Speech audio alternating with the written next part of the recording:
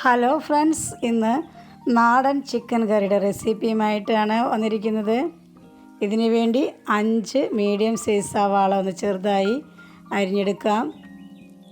ഇനി ഒരു വലിയ കഷ്ണം ഇഞ്ചി, 10 അല്ലി വെളുത്തുള്ളി, 3 അല്ലി ചെറിയുള്ളി, 3 പച്ചമുളക്, എരിവുള്ള പച്ചമുളകാണ് ഞാൻ ചേർക്കുന്നത്, 1 സ്പൂൺ പെരുംജീരകം അതായത് വലിയ ജീരകം.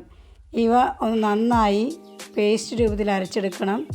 സവാള വഴണ്ടി വരുമ്പോൾ ഇതിലേക്ക് ഈ പേസ്റ്റ് ചേർത്ത് നന്നായി പച്ചമണം മാറുന്നത് വരെ വഴറ്റിയെടുക്കാം. ഇനി ഈ സ്പൂൺ വലിപ്പത്തിൽ 2 സ്പൂൺ മുളക് പൊടി, എരിവ് ആവശ്യമുള്ളവർ കൂടുതൽ മുളക് പൊടി ചേർക്കാം. ഇപ്പോൾ തന്നെ ആവശ്യത്തിന് എരിവുണ്ടാകും. പച്ചമുളക് ചേർക്കുന്നുണ്ട്. ഇതിലേക്ക് വെളിച്ചെണ്ണ വേണമെങ്കിൽ കൂടുതൽ ചേർക്കാം. ചിക്കനിലെ നെയ്യെല്ലാം ഇറങ്ങി വരുമ്പോൾ വെളിച്ചെണ്ണയുടെ അളവ് കൂടും, അതുകൊണ്ടാണ് ഞാൻ അധികം ചേർക്കാത്തത്. ഇതിലേക്ക് 2 സ്പൂൺ മുളക് പൊടി, 2 സ്പൂൺ ചിക്കൻ മസാല, 3 സ്പൂൺ മല്ലിപ്പൊടി ഇവ ചേർത്ത് ബ്രൗൺ നിറമാകുന്നത് വരെ പച്ചമണം മാറി വരുന്നത് വരെ ഇത് നന്നായി ഒന്ന് ഇളക്കി യോജിപ്പിക്കാം. ഈ സമയത്ത് ലോ ഫ്ലെയിമിൽ തന്നെ തീ വയ്ക്കാവുന്നതാണ്, അല്ലെങ്കിൽ പൊടികൾ പെട്ടെന്ന് കരിഞ്ഞു പോകും. പൊടികൾ നന്നായി മൂത്ത് വരുമ്പോൾ ഇതിലേക്ക് ഒരു തക്കാളി ചെറുതായി അരിഞ്ഞ് ഇതിലേക്ക് ചേർക്കാം. കൂടുതൽ തക്കാളി ഞാൻ ചേർക്കുന്നില്ല. തക്കാളി ചേർത്താൽ നല്ല ടേസ്റ്റാണ്, പക്ഷേ കറി പെട്ടെന്ന് തന്നെ ചീത്തയാകുന്നത് കൊണ്ട് ഞാൻ തക്കാളി അധികം ചേർക്കാറില്ല. 2 തരത്തിൽ കറി ഉണ്ടാക്കി നോക്കിയാൽ അതിൻ്റെ വ്യത്യാസം മനസ്സിലാകും. തക്കാളി ചേർക്കാത്ത കറിയും തക്കാളി ചേർത്ത കറിയും ഉപയോഗിക്കുമ്പോൾ നമുക്ക് മനസ്സിലാകുന്നതാണ്. തക്കാളി ചേർത്ത കറി പെട്ടെന്ന് തന്നെ ചീത്തയാകുന്നതാണ്. തക്കാളിയുടെ പച്ചമണം മാറി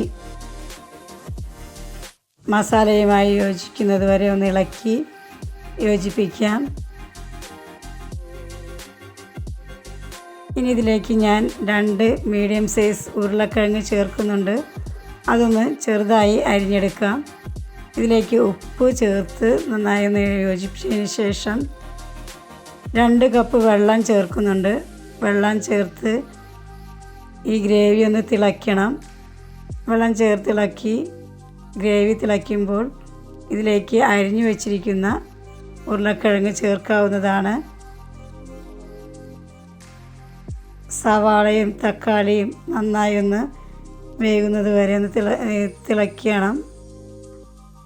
ആ സമയത്ത് ഉരുളക്കിഴങ്ങ് കൂടി ചേർക്കാവുന്നതാണ്. വേപ്പില ചേർക്കാം. ഇനി ഇതിലേക്ക് ഞാൻ ചിക്കനിൽ മുളക് പൊടി, മഞ്ഞൾപ്പൊടി, മല്ലിപ്പൊടി, ചിക്കൻ മസാല ഇവ ചേർത്ത് വേവിച്ച് വെള്ളം മാറ്റി വെച്ചിരിക്കുന്ന ചിക്കനാണ് ചേർക്കുന്നത്. ഈ വെള്ളത്തിലാണ് ഞാൻ ബിരിയാണി ഉണ്ടാക്കുന്നത്. അപ്പോൾ ബിരിയാണിക്ക് നല്ല ടേസ്റ്റ് ഉണ്ടാകും. മന്തി സ്റ്റൈലുള്ള ബിരിയാണി തന്നെ തയ്യാറാക്കാവുന്നതാണ്. ചിക്കനിലെ നെയ്യെല്ലാം ബിരിയാണിയിലേക്ക് ചേർന്ന് ബിരിയാണിക്ക് നല്ല ടേസ്റ്റ് ഉണ്ടാകും. അതുകൊണ്ട് തന്നെ ആ വെള്ളത്തിലാണ് ഞാൻ ബിരിയാണി ഉണ്ടാക്കുന്നത്. ഇനി വേവിച്ച് വെച്ചിരിക്കുന്ന 1/4 ഭാഗം വെന്ത ചിക്കൻ ഇതിലേക്ക് ചേർക്കാം. ഉപ്പും ചേർത്ത് ഇളക്കി യോജിപ്പിച്ച് ഒരു 20 മിനിറ്റ്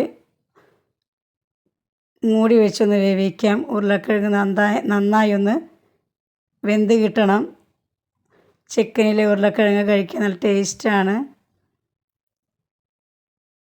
ഇപ്പോൾ നമ്മുടെ കറി ഇവിടെ റെഡി ആയിട്ടുണ്ട്. ഈ ഗ്രേവിയിൽ തന്നെ വേണമെങ്കിൽ നമുക്കിപ്പോൾ തീ ഓഫ് ചെയ്യാവുന്നതാണ്. അല്ല, ഇത് കൂടി ഒന്നുകൂടി വറ്റിച്ച് ചേർത്ത് തിക്ക് ഗ്രേവിയോട് കൂടിയാണ് വേണ്ടതെങ്കിൽ ഒന്നുകൂടി ഒന്ന് തിളപ്പിച്ച് വറ്റിക്കാം. ഇതിലേക്ക് വേപ്പില, മല്ലിയില, പുതിനയില എന്നിവ ചേർക്കാം. ഓപ്ഷണലാണ്. ഇത് ചേർത്തില്ലെങ്കിലും കറി അടിപൊളിയാണ്. ഞാനൊരു ഭംഗിക്ക് ഇത് ചേർത്തുന്നേ ഉള്ളൂ.